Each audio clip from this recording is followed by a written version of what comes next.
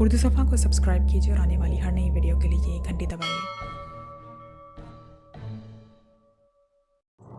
Target Imran, मुसन्निफ मजहर कलीम। खूबसूरत और वसी साहिल पर दूर दूर तक रंग बिरंगी छतरियाँ खुले हुए फूलों की तरह हर तरफ बहार का मंजर पेश कर रही थी। इन छतरियों के नीचे मखसूस अंदाज की कुर्सियों पर औरतें और मर्द बैठे हुए थे। इनमें से ज़्यादा तादाद म्यूज़िक सुन रही थी, कुछ किताबें और रिसाले पढ़ने में मसरूफ़ थे और कुछ दूरबीनें आंखों से लगाए इर्द गिर्द के मनाजिर देखने में मसरूफ़ थे।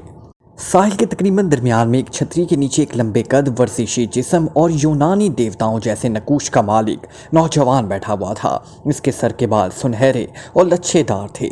इसकी हाथ में एक अखबार था और वो इस अखबार में शाया शुदा कोई मजमून पढ़ने में मसरूफ़ था कि अचानक उसके पास पड़े हुए बैग में से हल्की सी सीटी की आवाज़ सुनाई दी तो नौजवान बिजली की सी तेज़ी से उछलकर सीधा हुआ। इसने बैग की जिप खोली और इसमें मौजूद एक ट्रांसमीटर निकालकर इसका बटन प्रेस किया और उसे कान से लगा लिया। Hello hello, Forma speaking over. दूसरी तरफ से एक भारी सी आवाज़ सुनाई दी। Yes Thomas attending you boss, over. इस नौजवान ने जवाब देते हुए कहा। कहाँ मौजूद हो तुम इस वक्त, ओवर। दूसरी तरफ से पूछा गया। लॉस एगस की साहिल पर बॉस, ओवर। थॉमस ने जवाब देते हुए कहा। मेरे ऑफिस रिपोर्ट करो फौरन, ओवर एंड ऑल। दूसरी तरफ से कहा गया। उसके साथ ही राब्ता ख़त्म हो गया तो थॉमस ने ट्रांसमीटर ऑफ करके वापस बैग में रखा। हाथ में पकड़ा हुआ अखबार एक तरफ रखकर और बैग उठाकर वो तेज़ तेज़ कदम उठाता हुआ एक तरफ बने हुए मखसूस डिज़ाइन के हट्स की तरफ बढ़ता चला गया। एक हट का ताला खोलकर वो अंदर दाखिल हुआ। वहाँ उसने बैग में से लिबास निकाल कर पहना। अपना छोटा बैग इस बड़े बैग में रखकर इसने इधर उधर देखा और फिर बड़ा बैग उठाए वो हट से बाहर आ गया। उकबी तरफ पार्किंग में इसकी सुर्ख रंग की जदीद मॉडल की कार मौजूद थी। उसने बैग डिक्की में रखा और फिर ड्राइविंग सीट पर आकर बैठ गया। थोड़ी देर बाद उसकी कार लॉस एगस शहर के फराख सड़कों पर दौड़ती हुई आगे बढ़ी चली जा रही थी। तकरीबन आधे घंटे की मुसलसल ड्राइविंग के बाद उसने कार एक बिजनेस प्लाजा की पार्किंग में मोड़ दी और फिर नीचे उतरकर उसने कार लॉक की और तेज़ तेज़ कदम उठाता हुआ मेन गेट की तरफ बढ़ता चला गया। थोड़ी देर बाद वो लिफ्ट के जरिए 8वीं मंजिल पर पहुंच चुका था। यहाँ एक ही कंपनी फार्मा के दफातर थे। ये कंपनी बैनुल-अक़वामी सतह पर अदवायात का काम करती थी। थॉमस एक बड़े हॉल में दाखिल हुआ और फिर एक कोने में मौजूद ऑफिसर की मेज़ के सामने जाकर रुक गया। मेरा नाम थॉमस है, थॉमस ने इस ऑफिसर से मुखातिब होकर कहा। ओके। इस ऑफिसर ने उसे एक लम्हे के लिए गौर से देखने के बाद कहा। फिर दराज से एक कार्ड निकालकर उसने इस पर मखसूस अंदाज के दस्तखत किए और कार्ड थॉमस की तरफ बढ़ा दिया। थैंक यू, थॉमस ने कहा और कार्ड लिए वापस मुड़ गया। थोड़ी देर बाद वो पार्किंग में पहुंचकर अपनी कार में बैठ चुका था। उसने कार्ड पर लिखा हुआ एक पता पढ़ा और फिर कार्ड को जेब में डालकर उसने कार को पार्किंग से बाहर निकाला और एक बार फिर कार तेज़ी से सड़कों पर दौड़ती हुई आगे बढ़ी चली जा रही थी। इस बार तकरीबन 20 मिनट की मुसलसल ड्राइविंग के बाद उसने कार एक होटल के कंपाउंड गेट में मोड़ी और फिर उसे पार्किंग में ले गया। फिर जैसे ही वो कार से उतरा तो पार्किंग बॉय ने उसे पार्किंग कार्ड दे दिया। थैंक यू, थॉमस ने मुस्कुराते हुए कहा और पार्किंग कार्ड लेकर वो वापस मुड़ा और होटल के मेन गेट की तरफ बढ़ता चला गया। मेन गेट से दाखिल होकर वो मेन हॉल से गुजरता हुआ एक और हॉल में पहुंच गया। इसे गेम हॉल कहा जाता था। यहाँ जुआ खेलने की बेशुमार मशीनों के साथ साथ मेज़ों पर बाकायदा ताश से भी जुआ खेला जा रहा था। थॉमस एक लाइन में मौजूद मशीनों में सबसे आखिर में मौजूद मशीन के पास पहुंचकर उसने जेब से वो कार्ड निकाला जो फार्मा के ऑफिसर ने उसे दिया था। उसने कार्ड मशीन के एक खाने में डाला और एक बटन प्रेस कर दिया। चंद लम्हों बाद खाना खुद ब खुद खुल गया और वही कार्ड बाहर आ गया। थॉमस ने कार्ड निकाला और उसे एक नज़र देखकर उसने मुस्कुराते हुए कार्ड को वापस जेब में डाला और वापस मुड़ गया। थोड़ी देर बाद वो लिफ्ट में सवार चौथी मंजिल में पहुंच गया। कमरा नंबर 18 का दरवाज़ा बंद था जबकि साइड प्लेट पर कर्नल शॉर्लेन का नाम मौजूद नजर आ रहा था। थॉमस ने हाथ बढ़ाकर कॉल बेल का बटन प्रेस कर दिया। कौन है, एक भारी सी आवाज़ सुनाई दी। थॉमस ने जवाब देते हुए कहा। कहाँ से आए हो, अंदर से पूछा गया। साहिल से, थॉमस ने जवाब दिया। ओके, اندر سے کہا گیا اور اس کے ساتھ ہی کلک کی آواز کے ساتھ ہی ڈور فون بند ہو گیا اور دروازہ کھل گیا۔ تھامس اندر داخل ہوا تو کمرے میں ایک میز کے پیچھے ریوالونگ چیئر پر ایک لمبے قد اور دبلے پتلے جسم کا ادھیڑ عمر آدمی بیٹھا ہوا تھا۔ اس کی آنکھوں پر نظر کی اینک تھی، چہرہ لمبوترا اور سر پر موجود بالوں کو پیچھے کی طرف سنوارا گیا تھا۔ بیٹھو تھامس، کرنل شارلین نے سرد لہجے میں کہا تو تھامس خاموشی سے میز کی دوسری طرف رکھی ہوئی کرسی پر بیٹھ گیا۔ کبھی پاکیشیا گئے ہو؟ کرنل شارلین نے انٹرویو لینے کے انداز میں کہا۔ یس سر، کئی بار، تھامس نے بغیر کسی تاثر کے اسپاٹ لہجے میں جواب دیتے ہوئے کہا۔ پاکیشیا سیکرٹ سروس کے بارے میں کیا جانتے ہو؟ کرنل شارلین نے پوچھا۔ صرف سنا ہے کہ انتہائی خطرناک اور تیز سمجھی جاتی ہے یہ سروس، تھامس نے جواب دیتے ہوئے کہا۔ اس کے لیڈر عمران سے کبھی ملاقات ہوئی ہے تمہاری؟ کرنل شارلین نے پوچھا۔ نہیں جناب، تھامس نے مختصر سا جواب دیتے ہوئے کہا۔ تمہیں فوری طور پر پاکیشیا بھجوایا جا رہا ہے۔ یہ ٹاسک ہمیں اسرائیل کے صدر نے دیا ہے اور ہم نے اس پر بہرحال مکمل کرنا ہے۔ فارما کے تمام ایجنٹوں میں سے اس کام کے لیے تمہارا انتخاب کیا گیا ہے، کرنل شارلین نے کہا تو تھامس کے چہرے پر مسکراہٹ رینگنے لگی۔ میں تنظیم کا ممنون ہوں جناب، اور میں یہ کام کے لیے تیار ہوں، تھامس نے جواب دیتے ہوئے کہا۔ عمران سارج ہیڈ کوارٹر کو تباہ کرنے کے دوران زخمی ہو گیا ہے اور اسے شدید زخمی حالت میں میلان سے پاکیشیا لے جایا گیا ہے، لیکن پاکیشیا کے کس ہسپتال میں ہے اس بارے میں کسی کو معلوم نہیں ہے، لیکن جو رپورٹس ملی ہیں اس کے مطابق زخمی عمران جب پاکیشیا پہنچا تو پاکیشیا کے سیکریٹری وزارت خارجہ سر سلطان بذات خود وہاں موجود تھے اور ایک ایمبولینس میں وہ عمران کو اپنے ساتھ لے گئے تھے، اس لیے لامحالہ سیکریٹری وزارت خارجہ سر سلطان اس ہسپتال سے واقف ہوں گے۔ تمہارا مشن یہ ہے کہ تم نے اس ہسپتال کا سراغ لگانا ہے اور پھر وہاں موجود اس زخمی عمران کا یقینی طور پر خاتمہ کرنا ہے، کرنل شارلین نے تفصیل سے بات کرتے ہوئے کہا۔ ٹھیک ہے، میں اس مشن پر کام کرنے کے لیے تیار ہوں، تھامس نے بغیر کسی جھجک کے جواب دیتے ہوئے کہا۔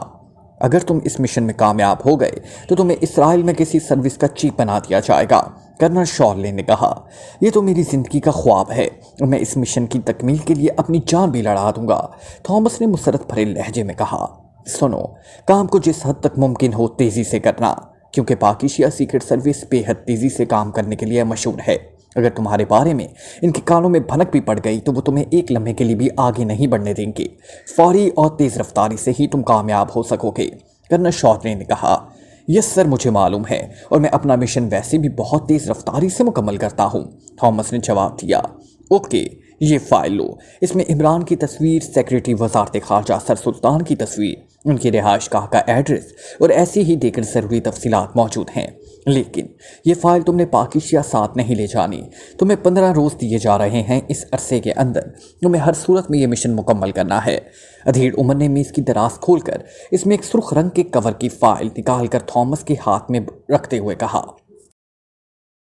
تھینک یو سر، میں 15 روز تک کیا چند دنوں میں ہی یہ معمولی سا مشن مکمل کر لوں گا، تھامس نے فائل لے کر اسے موڑتے ہوئے کہا۔ اس مشن کو معمولی نہ سمجھو، یہ انتہائی اہم اور مشکل مشن ہے، اگر یہ معمولی ہوتا تو پاکیشیا میں ہی کسی پیشہ ور قاتل کو رقم دے کر اسے مکمل کرایا جا سکتا تھا۔ یہ عمران دنیا کا خطرناک ترین ایجنٹ ہے اور شاید پہلی بار اس قدر شدید زخمی ہوا ہے کہ اسے مسلسل ہسپتال میں رہنا پڑا ہے، اس کے فلیٹ کا پتہ بھی فائل میں موجود ہے، کہا جاتا ہے کہ عمران کا باورچی بھی عمران کا رازدار ہے، اگر سر سلطان تک نہ پہنچ سکو تو اس باورچی کو گھیر لینا، ادھیڑ عمر کرنل شارلین نے کہا۔ آپ بے فکر رہیں سر، مجھے اجازت، تھامس نے اٹھتے ہوئے کہا۔ وش یو گڈ لک، ادھیڑ عمر نے کہا اور تھامس تیزی سے مڑا، فائل اس نے موڑ کر کوٹ کی جیب میں رکھ لی تھی۔ اسرائیل کے صدر اپنے آفس میں بیٹھے سرکاری کام میں مصروف تھے کہ پاس پڑے ہوئے فون کی گھنٹی بج اٹھی، صدر نے ہاتھ بڑھا کر ریسیور اٹھا لیا۔ یس، صدر نے اپنے مخصوص لہجے میں کہا۔ ولنگٹن سے چیئرمین گلیو وارڈ کی کال ہے جناب، دوسری طرف سے معتبانہ لہجے میں کہا گیا۔ کراؤ بات، صدر نے کہا۔ سر، میں گلیو وارڈ بول رہا ہوں سر، چند لمحوں کی خاموشی کے بعد ایک اور معتبانہ آواز سنائی دی۔ یس، کیا رپورٹ ہے مسٹر چیئرمین، صدر نے نرم لہجے میں کہا۔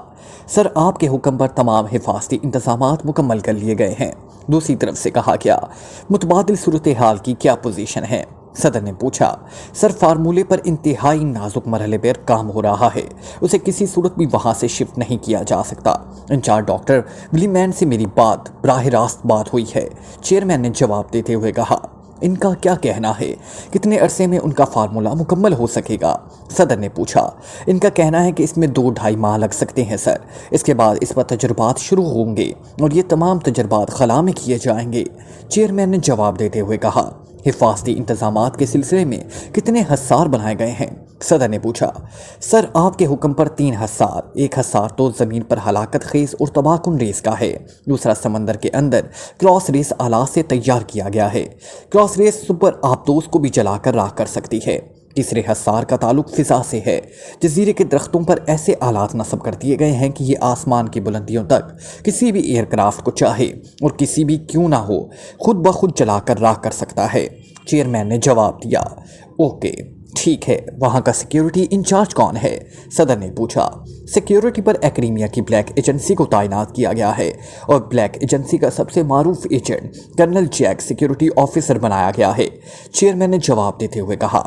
اوکے، ٹھیک ہے، اب میں مطمئن ہوں، صدر نے کہا۔ اس کے ساتھ ہی انہوں نے رسیور رکھ دیا۔ ان کے چہرے پر اطمینان کے تاثرات نمایاں تھے کہ گھنٹی ایک بار پھر بج اٹھی اور صدر نے رسیور اٹھا کر بات کرنا شروع کر دی۔ اس طرح وہ مسلسل فون سنتے اور سرکاری کام کرتے رہے کہ ایک بار گھنٹی بجنے پر انہوں نے رسیور اٹھایا اور کان سے لگا لیا۔ یس، انہوں نے اپنے مخصوص انداز میں کہا۔ کوئی مسٹر فارما بات کرنا چاہتے ہیں۔ ان کا کہنا ہے کہ آپ کو کوئی رپورٹ دینی ہے اور اس کا حکم بھی آپ نے خود دیا ہوا ہے، دوسری طرف سے انتہائی محتاطانہ لہجے میں کہا گیا۔ کراؤ بات، صدر نے کہا۔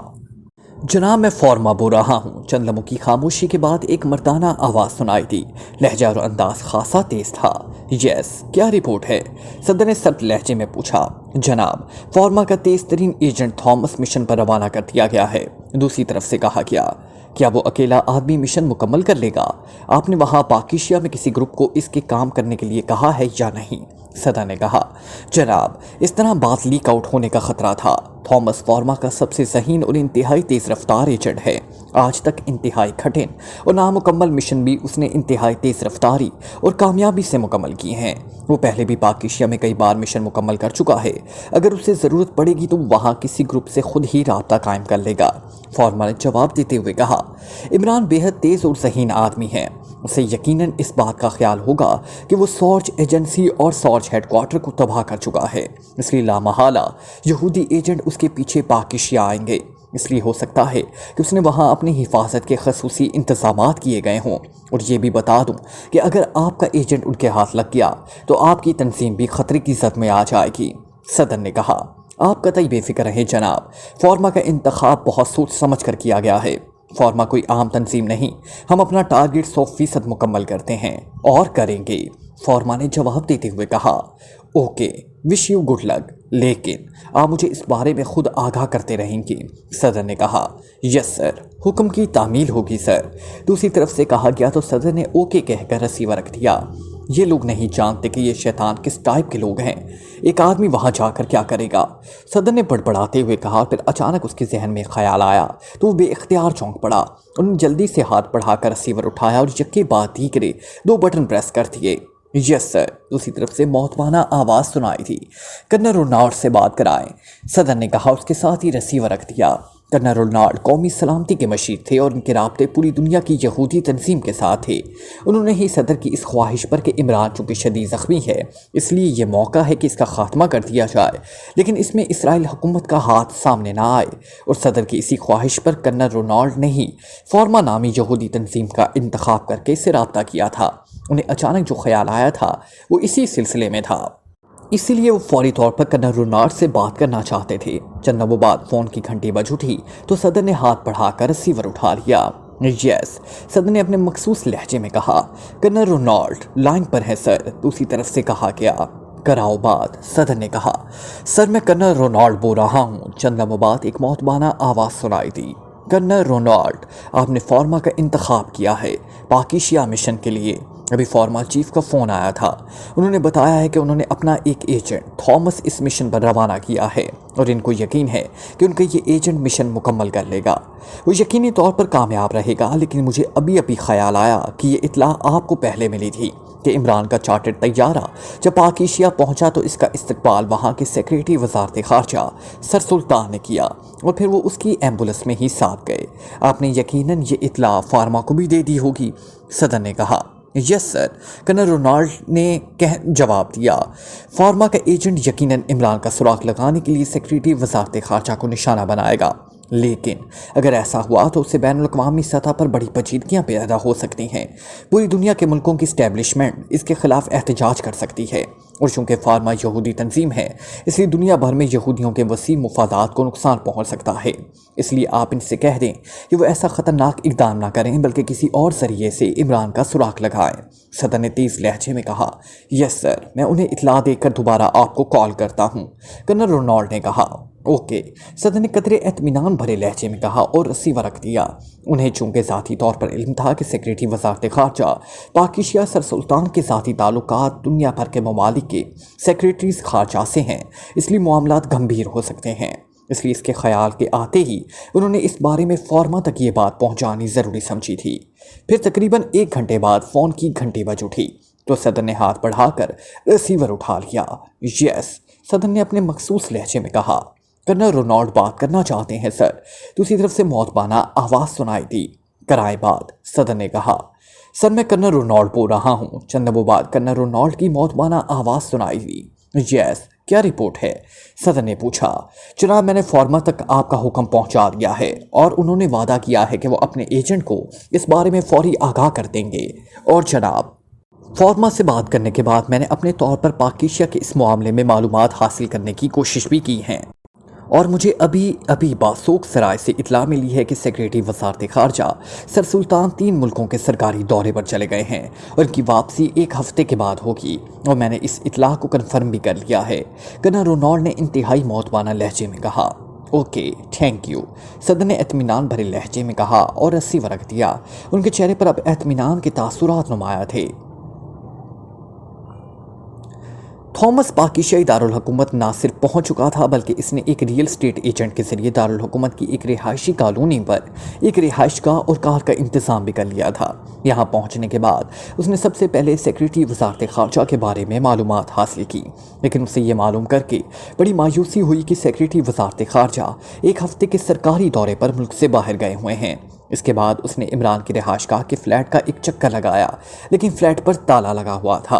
वो उसने फाइल में पढ़ा था कि इमरान अपने बावर्ची, जिसका नाम सुलेमान है, के साथ इस फ्लैट में रहता है, लेकिन फ्लैट पर लगे हुए ताले का मतलब था कि बावर्ची सुलेमान या तो इमरान के साथ हस्पताल में है या फिर कहीं और चला गया है। अब वो कमरे में बैठा सोच रहा था कि किस तरह इमरान का सुराग लगाए, लेकिन कोई तरकीब उसकी समझ में ना आ रही थी। उसने फ़ोन इंक्वायरी से दारुल हुकूमत और इसके गिरदोनवाह में मौजूद तमाम छोटे बड़े हस्पतालों के नंबर भी हासिल कर लिए, लेकिन ये सब हस्पताल ओपन थे, जबकि कहा यही जा रहा था कि इमरान को किसी खुफिया हस्पताल में दाखिल किया गया है और इस हस्पताल को ट्रेस करने के लिए इसको कोई लाइन ऑफ एक्शन नजर न आ रही थी। अचानक उसे ख्याल आया कि हो सकता है कि बावर्ची सुलेमान हस्पताल ना गया हो और फ्लैट को ताला लगाकर कहीं करीब गया हो, इसलिए उसे एक बार फिर चेक कर लेना चाहिए। इमरान के फ्लैट का फ़ोन नंबर उसे फाइल से ही मालूम हो गया था। उसने हाथ बढ़ाकर सामने मेज़ पर रखे हुए फ़ोन का रिसीवर उठाया और नंबर प्रेस करने शुरू कर दिए। दूसरी तरफ से घंटी बजने की आवाज़ सुनाई दी। फिर रिसीवर उठा लिया गया और रिसीवर उठाए जाने पर थॉमस बेइख्तियार चौंक पड़ा। कौन बोल रहा है? एक मकामी आवाज़ सुनाई दी। मैं रू ब्राइट बोल रहा हूँ। मैं इमरान साहब का दोस्त हूँ और कॉर्मन से आया हूँ। इमरान साहब से बात करा दें। थॉमस ने ख़ास तौर पर कॉर्मन लहजे में बात करते हुए कहा। वो मौजूद नहीं हैं, मुल्क से बाहर गए हुए हैं। दूसरी तरफ से कहा गया। उसके साथ ही राब्ता ख़त्म हो गया तो थॉमस ने रिसीवर रख दिया। उसके साथ ही वो एक झटके से उठ खड़ा हुआ। अब इस बावर्ची को बताना पड़ेगा कि इमरान कहाँ है, थॉमस ने बड़बड़ाते हुए कहा। और फिर वो मुड़ा और उसने अलमारी खोलकर इसमें से एक मशीन पिस्टल निकालकर इसका मैगज़ीन चेक किया। फिर मशीन पिस्टल जेब में डालकर वो तेज़ी से बैरूनी दरवाजे की तरफ बढ़ गया। थोड़ी देर बाद इसकी कार तेज़ी से इमरान के फ्लैट की तरफ बढ़ी चली जा रही थी। क्योंकि वो पहले एक बार इमरान के फ्लैट का चक्कर लगा चुका था, इसलिए उसे रास्ता मालूम था। और फिर 25 मिनट के मुसलसल सफ़र के बाद वो इस एरिया में पहुंच गया जहां इमरान का फ्लैट मौजूद था। उसने कार कुछ आगे एक गली के अंदर इस अंदाज में मोड़कर खड़ी कर दी कि जब ज़रूरत पड़े तो वो उसे फौरी निकाल कर सड़क पर ले आ सके। कार से नीचे उतरकर उसने कार को लॉक किया और तेज़ तेज़ कदम उठाता हुआ फ्लैट की तरफ बढ़ता चला गया। फ्लैट की सीढ़ियां चढ़कर जब वो ऊपर पहुंचा तो इसके चेहरे पर कामयाबी की मुस्कुराहट रेंगने लगी, क्योंकि इमरान के फ्लैट के दरवाजे पर ताला मौजूद न था। थॉमस ने आगे बढ़कर कॉल बेल का बटन प्रेस कर दिया। कौन है? चंद लम्हों बाद अंदर से हल्की हल्की सी आवाज़ सुनाई दी और थॉमस फौरन पहचान गया कि ये वही आवाज़ है जिसने उससे फ़ोन पर बात की थी। दरवाज़ा खोलो, मेरा नाम हॉबर्ट है, थॉमस ने आम से लहजे में कहा। तो चंद लम्हों बाद दरवाज़ा खुला और एक आदमी दरवाजे पर खड़ा नजर आया। तुम्हारा नाम सुलेमान है, थॉमस ने मुस्कुराते हुए कहा। हाँ, आप कौन हैं? सुलेमान ने उसे गौर से देखते हुए कहा। अंदर चलो, मैंने तुमसे ज़रूरी बात करनी है, थॉमस ने आगे बढ़कर सुलेमान के सीने पर हाथ मारते हुए उसे पीछे धकेलते हुए कहा। यह हाथ इस कदर जोर से पड़ा था कि सुलेमान कई कदम पीछे हटता चला गया। उसके चेहरे पर तकल्लुफ़ के तासुरात उभर आए थे। इसके पीछे थॉमस ने अंदर दाखिल होते हुए पैर से दरवाज़ा बंद कर दिया।